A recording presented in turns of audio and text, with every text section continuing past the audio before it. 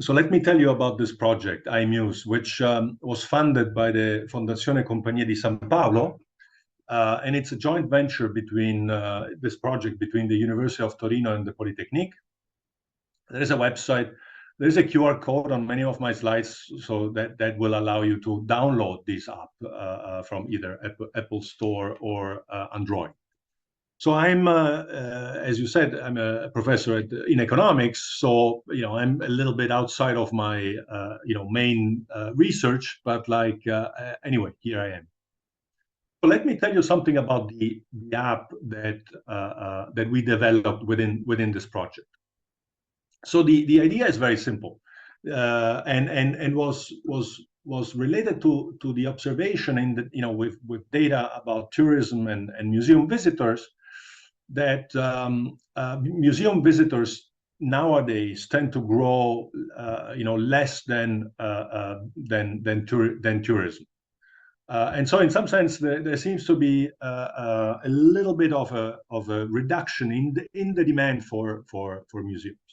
And so the question is, can we do something about that? Can we make people more interested in museums and increase their visits to museums? And the idea that we had was that somehow when you visit a museum, you are a little bit isolated. I mean, that museum is an isolated place compared to all the other museums that might be in that same city or in in the same country, as a matter of fact.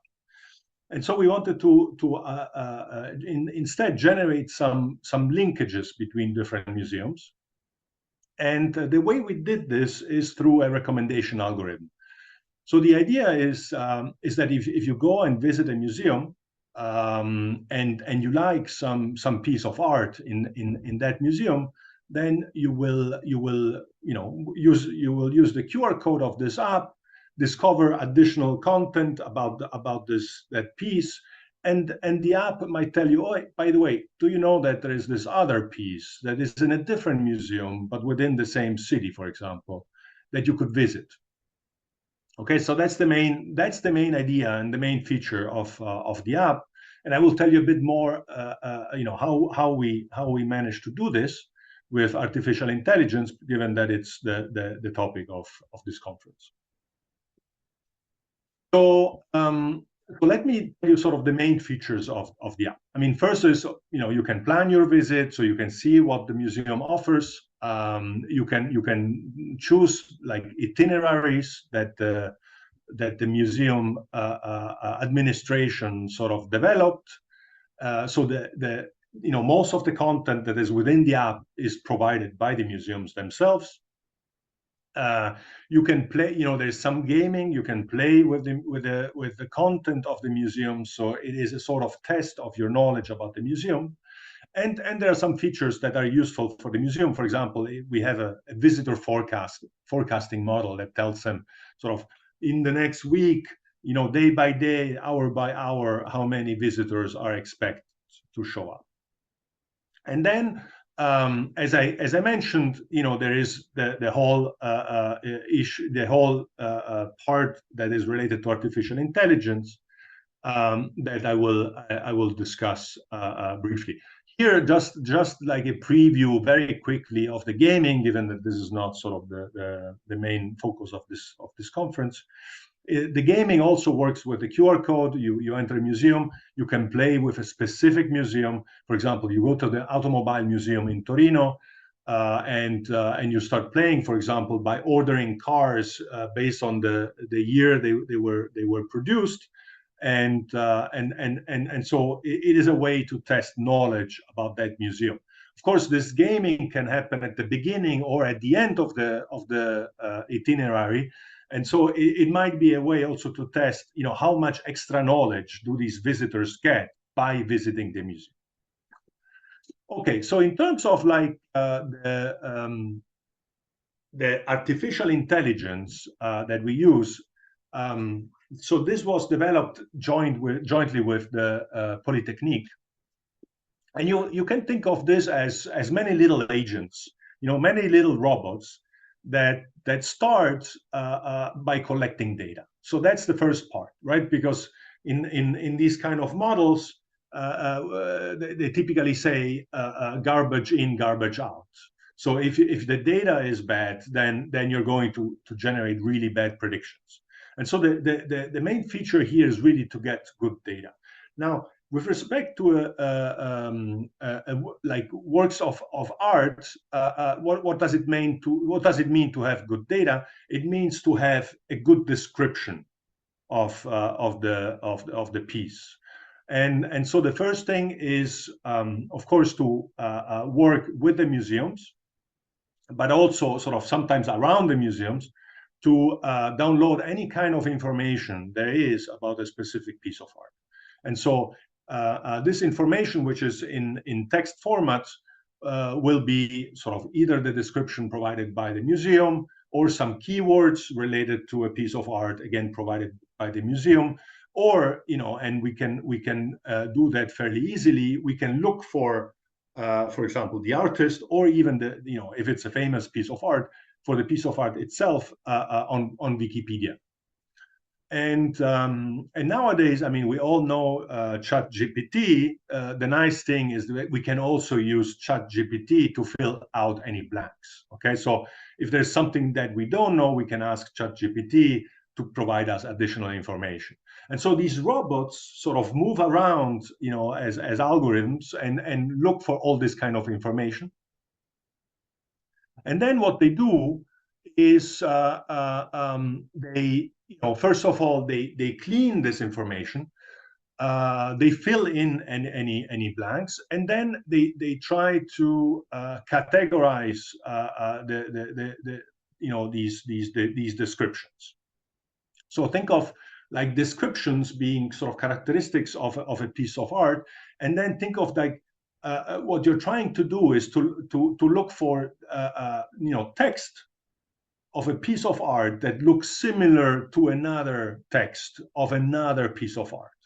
Okay, and the way one can imagine this is literally like by the text providing several dimensions. It could be when the piece of art was produced, by whom it was produced, what kind of material was used, and so on and so forth. So there are several dimensions. Each piece of art at that point can be located in this multidimensional space. Okay, think of a vector, and then the purpose is to measure the distances between these different vectors. Basically, how distant is a specific piece of art from another piece of art in this metric. Now, the way this is done, and these are models that have been developed a lot also by Google. So these models, which are called natural language processing models, like this one, which is in this case very simple, and it's called word to vector. The idea is to take every single text and see which word is associated with other words. I mean, which words are close, which set of words are close in distance, like literally within the text, to a different word. For example, here, for the sentence might be pineapples are spiky and yellow. So if we have the words pineapples are and yellow, ideally we would like to predict spiky, sorry.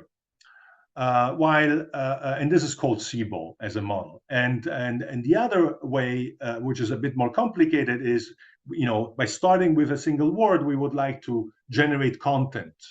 And this would be sort of the sentence, the missing parts of the sentence, which is pineapples are and yellow.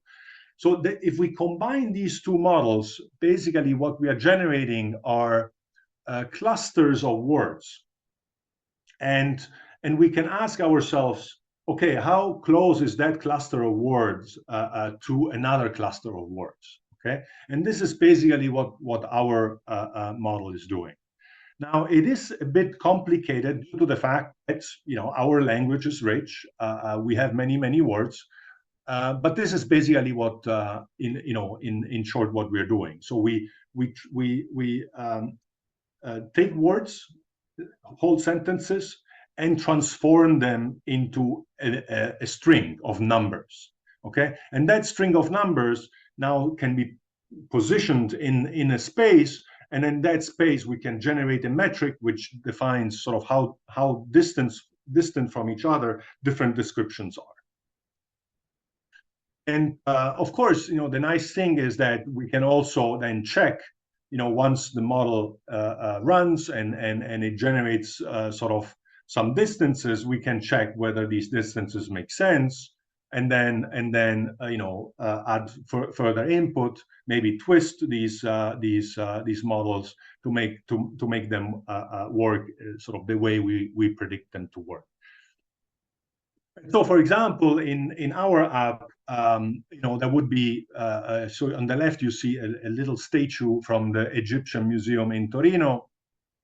The artificial intelligence robot generates sort of a link to another piece of art, which is at the Modern Art Gallery. And in the app, you can see these connections with this little robot. On top of that, museum curators are also generating their own connections by looking at what the other museums have to offer. And so the nice thing of this app is also to have, the parallel between the artificially generated connections and the connections generated by the museum curators. And what we are now doing is also to test, whether visitors sort of enjoy these connections, and whether they enjoy the artificially produced connections in a similar way to the ones that are produced by the museum curators. Given that I think this was also like a topic that is very much featured in this conference, I also wanted to say 2 words about the privacy. So here the app is not collecting any sensitive information. So when you download the app, we are very careful. First of all, you're free to provide any information that you want. We don't ask for name and last names, credit card, and so on and so forth. Age is only asked in age ranges. And so it is GDPR compliant. And on top of that, if you think about the way our recommendation algorithm works, it does not work based on the behavior of the individuals, but based on the description of the pieces of art that are provided by the museums or that we can find on the internet. And so it is, it is again totally privacy compliant. Of course, in the future, given that we don't have information about the individuals, we could also see whether what the individuals like whenever they use the QR code to highlight a specific piece of art over time, and so whether their preferences are correlated with our recommendation algorithm, sort of to double check whether the algorithm works or not. And this was my last slide. I thank you for inviting me.